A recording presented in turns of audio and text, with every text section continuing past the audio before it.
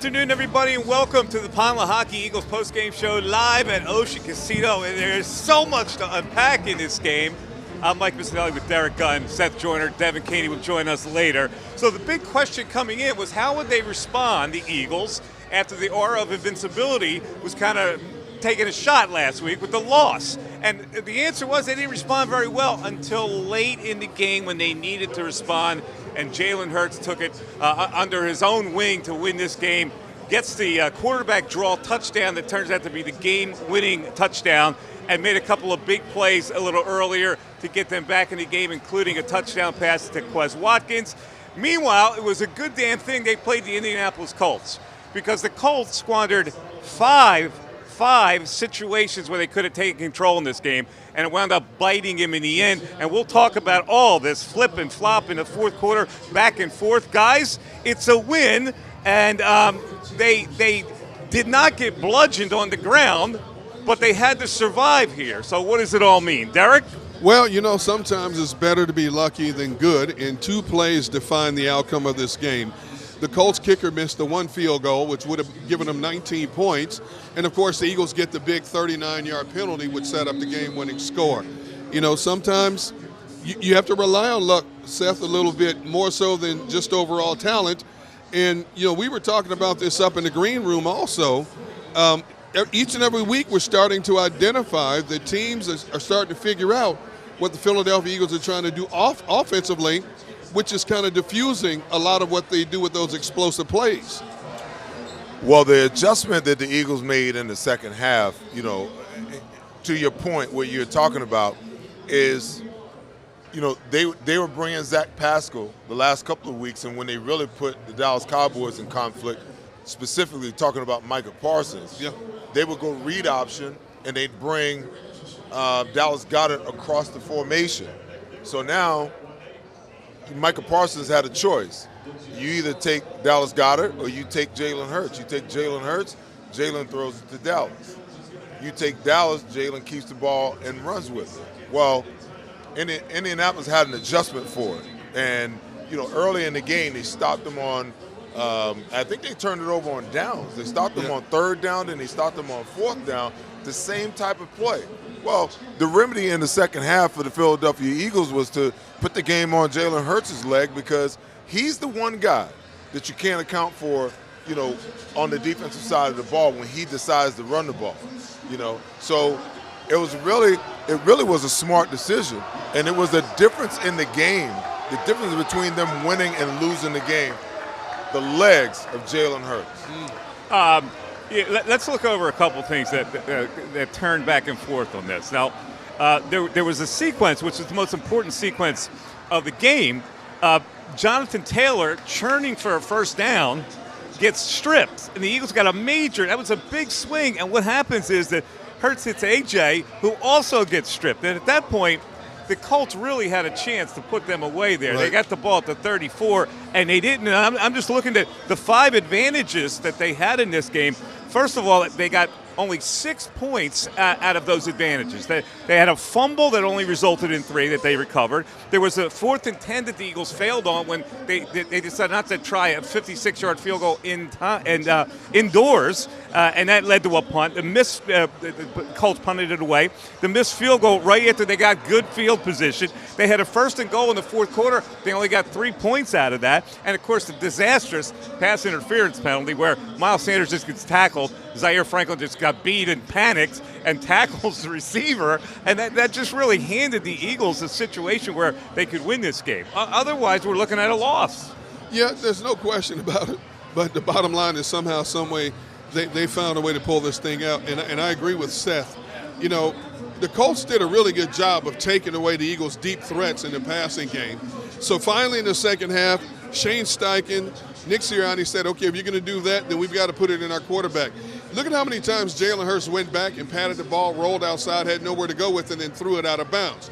They said, okay, you want to do that? Here's what we're going to do. So they had Jalen Hurts step up, take off. I mean, he ended up with 16 carries, 86 yards rushing. He's your leading rusher by necessity. And, you know, we talk week in and week out about this team having so many different ways they can beat you. And luckily, just in the nick of time, they figured out this is the way we have to attack a pretty good Colts defense.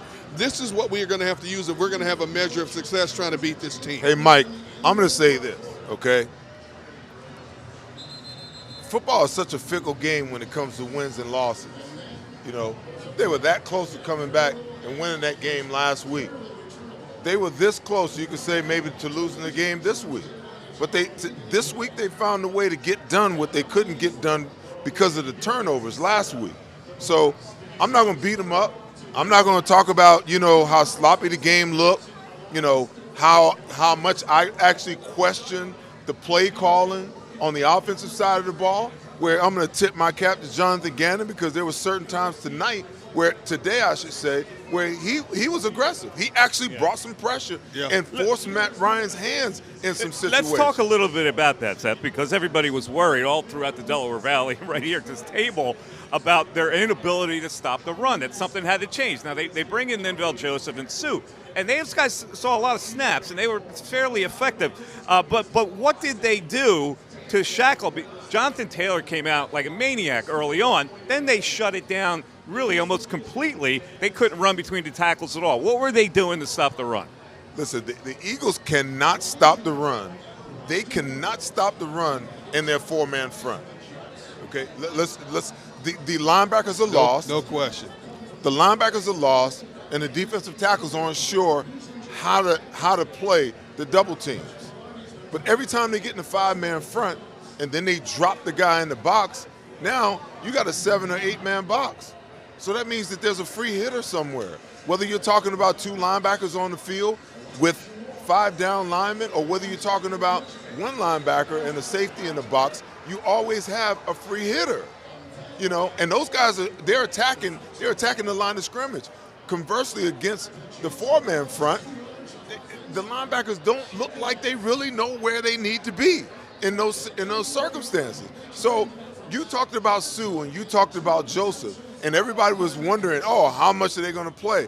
And I talked to Derek Gunn and Mark Farzetta about it in the pregame show. I'm like, listen, there's no reason for these guys not to come in here and play right now. They're fresh, okay?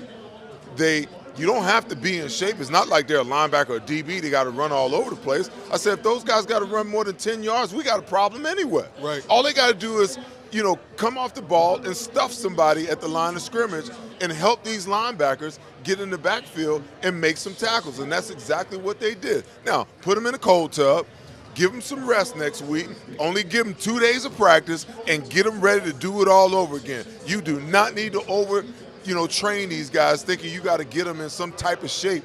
They're in football shape. They have played a lot of football in their career. They know what to do, and this is nonsensical to think that those guys couldn't walk in week 10 and just play. They just showed you that they could. You made it sound just now like a simple fix. They 5-man line, drop a guy down. They seem to be unable to figure that out against the run this year. No, you know what the problem is? You know what the conflict with Jonathan Gannon is? He knows that he has to play the 5-man front in order to control the run. But he doesn't like the 5-man front because it leaves him one less guy on the back end. Right. So from a coverage standpoint, they're weaker. But against the run, they're extremely strong. So what he wants to do is he wants to ensure on 1st and 2nd down that he gets you in 3rd and long, so when he goes to 4-man line, he don't have to worry about you running the ball. See, that's where they got hurt last week. They just kept coming up in 3rd and 2, 3rd and 3, 3rd and 1. Well, the minute they put the 4-man line on the field, they just turn around, hand the ball off, convert the 3rd down. Yeah. You get a whole new set. Derek, the offense looked like it didn't have much continuity. They did, Miles Sanders, again, they really didn't utilize him consistently in the first half. He only had 13 carries for 47 yards in this game. Why did they look so discombobulated offensively? I think it's because of the way Indianapolis played them. I mean, we forget Indianapolis is one of the top 5 defenses in the league, and they've been playing much of the season without their 2 best players, in Shaquille Griffin, who's now out for the season after having a 2nd back surgery in 5 months, and Kawiti Pay. And give kudos to Gus Bradley and John Fox on that side of the football in terms of how they schemed it. So, and we also talk about, Mike, how each and every week team seemed to be getting better and better at figuring out what the Eagles are trying to do offensively, which is forcing the Eagles to adjust, and it's taking them that much longer to adjust in a lot of situations. Prime example today, going into this game, I said, I want to see what they do with Stephon Gilmore, and sure enough, they had him on A.J. Brown for much of this afternoon, and that was a little bit bigger struggle. And we don't know how bad A.J. Brown's ankle was really bothering him going into this game as well. But when you have superior personnel like the Eagles, and of course they were minus Dallas Goedert, and that was huge, not having a Dallas Goedert, you still have enough weapons, a way to figure out a team that's in transition with a new coach, that's not expected to do a whole lot, but they're playing at home after coming off a big win on the road. And they played a tough game. You heard me say time and time again, I thought Indianapolis was spending too much time playing not to lose instead of continuously attacking this Eagles defense. Yeah, I totally agree. And to be fair, the Colts were pretty good against the run coming into this game. They were second in the league, holding teams to 3.2 yards per carry, and they displayed that against the run. And you know, their pass rush wasn't supposed to be great, and I thought Jalen had a lot of time to throw back there. Yeah. And but they finally, we're talking about this one. How can they get this offense going? You put it in the quarterback's hands at this point. You let him do what he does, and that's what they did in the fourth quarter. Well, listen, he hasn't done a lot of that the last couple of weeks. I mean, he's really played the game from the pocket, you know, and distributed the ball under the circumstances over the last 2 weeks. This was a game where, you know, you got a defensive mind in John Fox. You got another defensive mind in Gus Bradley. Both of these guys have been in the NFL a long time, and both of these guys have been in situations, guys, where, you know, they've been head coaches in the NFL. So they know what to do, okay? So it took the Eagles a little bit of time, but they finally realized that, hey, today has to be that day that we need Jalen to use his legs. Now, if he wasn't a quarterback that could run, the Eagles lose this game, plain and simple. Yeah. Because they had no answer for anything else. You know, they had no answer for running the ball when they wanted to run it. To your point, he stood in the pocket, you know, and nobody was open. I mean, I got to see the all-22 to believe it with my own eyes, but after they turned it over 4 times last week, you got to believe that that was a point of emphasis, that he wasn't going to force anything that wasn't just right there wide open for him, okay? So it's one of those games where, you know, you win by whatever means you can win by, you know, but at the end of the day, they played complementary football. The offense did enough, and the defense put to rest after the first drive. After the first drive of the game, where Indianapolis took it, 10 plays, 75 yards, you know, and ended with Jonathan Taylor punching it in for a touchdown.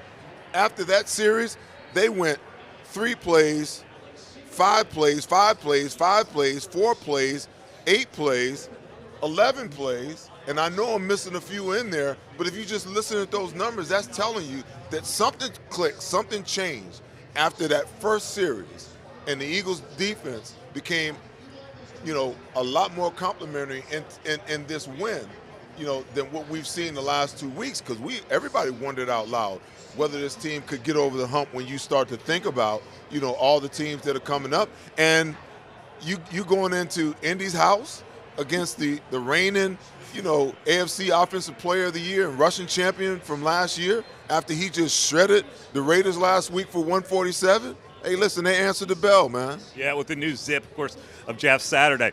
You know, there's so many ups and downs in this game, and I just want to go over a couple of them. In the second half, the Eagles turned the ball over. It was their 6th turnover in the last couple of games. That's when he got chased down by Ngakoue, and they got the strip and the sack there. And the Colts didn't take advantage of that. They only got 3 out of that, because Paris Campbell had a monster drop by the sidelines, and then in their next possession, they went for it on 4th and 10, and Hurts got chased down on that play. So I mean, it almost looked like until they got the touchdown pass to Watkins on the cross, they were just going to be out of this game. I thought that play really brought him back into contention, but then you had, you know, them giving it away and the Eagles giving it back, so I didn't know what to think coming down the stretch of this game. Well, think about it also, too, that the Eagles are coming off a short week. they were pretty nicked up coming out of that Washington game. You look at their injury report later in the week and how many guys are nursing ankle injuries and knee injuries, including Devonta Smith and A.J. Brown, and you wondered because later in the week when we saw the Friday injury report, all we saw is limited in practice, and we wondered what kind of effect that was going to have on them today. So I still think this team is kind of licking its wounds to a certain degree. You know, we talked about how injuries have decimated other teams all season long, and now you lose your top tight end. Your bigger weapons are starting to get nicked up a little bit, but thank goodness they're still out on the football field. Just to show you how big of a loss Goddard is, okay, you can count on him 5, 6, 7 catches a game. The tight end position had 1 catch this entire game today. 1 catch. So that's taking a vital weapon out of your offensive arsenal, especially when the defense is taking away your deep ball. So you've got to find a way to adjust and do what you can to get down the field. Now, obviously, they got a little help from the referee when they needed it the most in this case. There's no question about that. But the bottom line is their superior talent somehow, some way, found a way to outdo Indianapolis's not-so-superior talent. And to your point, 2 tight ends got 2 bad penalties in this game. And three bad penalties. 3 bad penalties. Yeah. So that really did hurt them. So here they are. They're now 9-1, and you know it's amazing how when you read social media when a game like this is going on, people just are so panicky. Oh, they lost their magic. They did this. They had the magic in the end, and this was not a great game, not a great performance. They found a way to win, and the other team contributed to giving them that win, I thought. You know what, Mike? I don't want to say they lost their magic because we know, you watch enough football to know, when you are a good team, every week it's not going to be perfect. And as the weeks continue to go along, you're not going to have the same personnel every week to do what you need to do. And we just talked about it a few moments ago.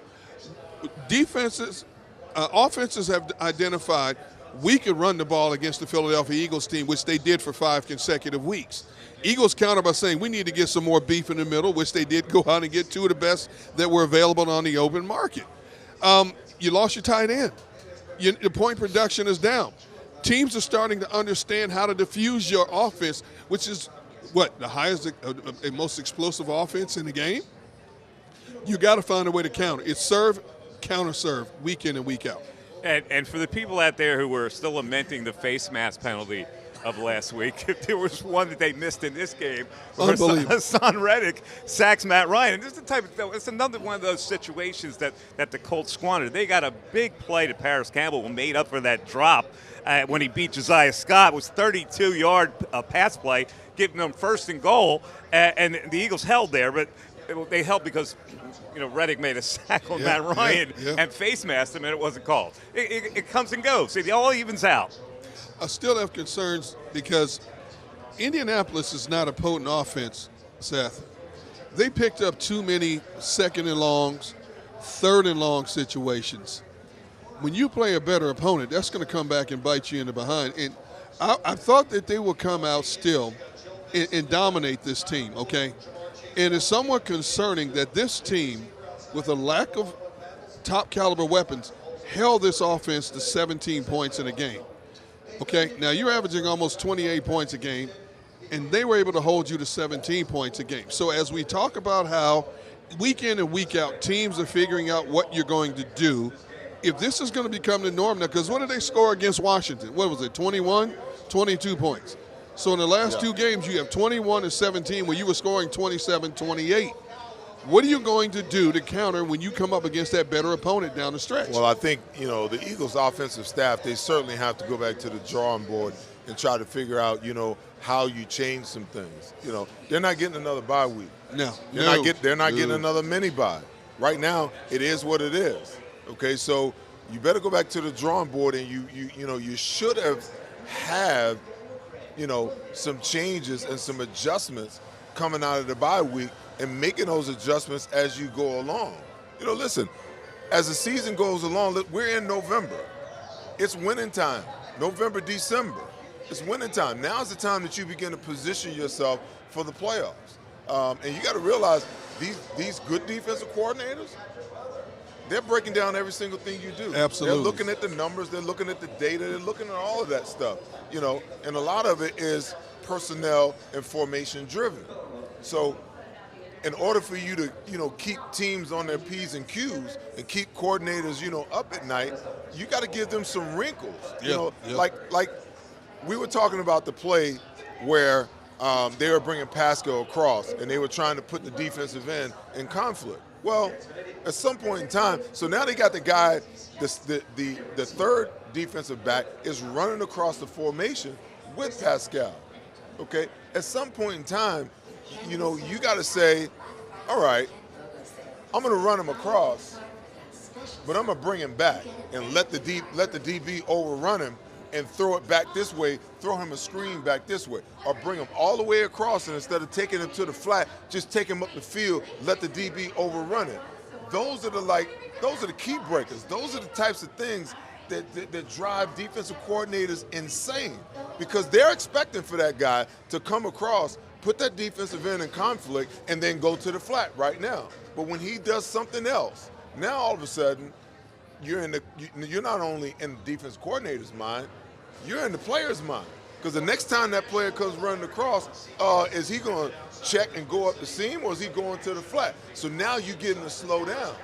You get him to slow down, now you got Pascal to the flat. Now he can pick up 6-7 yards. Yeah. But you have to have those little subtle changes in your offense in order to keep coordinators, keep them honest, but at the same time, put some doubt in players' heads. Because if you show them the same picture, over and over and over and over again, it becomes a reactionary thing for them, and you don't make them think.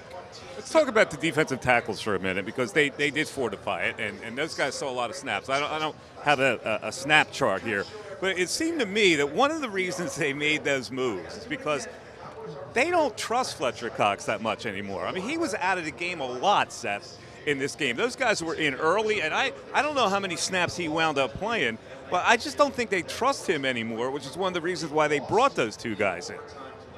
Well, go ahead, D-Gun, because I'm going to look up some stats here. I want to see what Fletcher did for the day. You had Fletcher Cox on Monday night playing 80% of the snaps.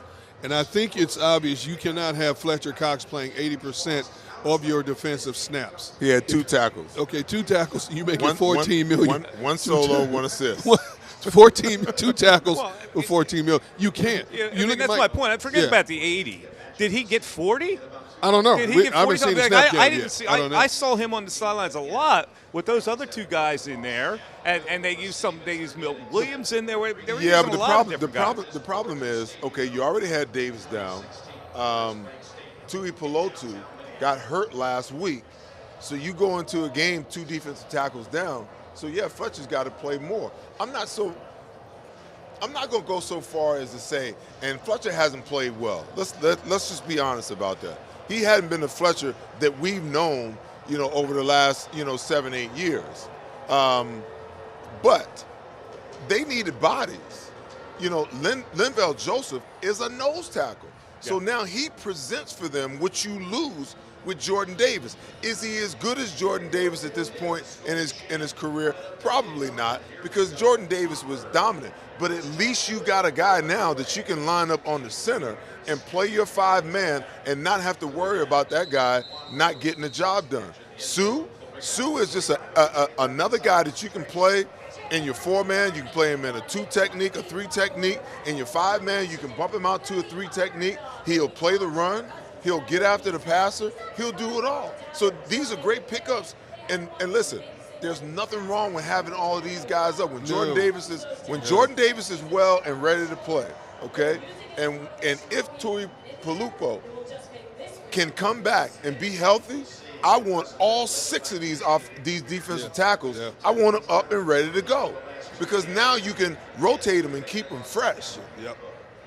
All right. So Lane Johnson's going to join us in a little bit. We have the debate coming up on a certain part of this game. The bottom line is that they are 9-1 now, and that's a good win for them in Indianapolis in a game that it really looked like they were going to lose. So let's take a break, and we'll come back. Lane Johnson will join us live from the locker room in Indianapolis. It is the Pond Lehocky Eagles postgame show, and we're back after this.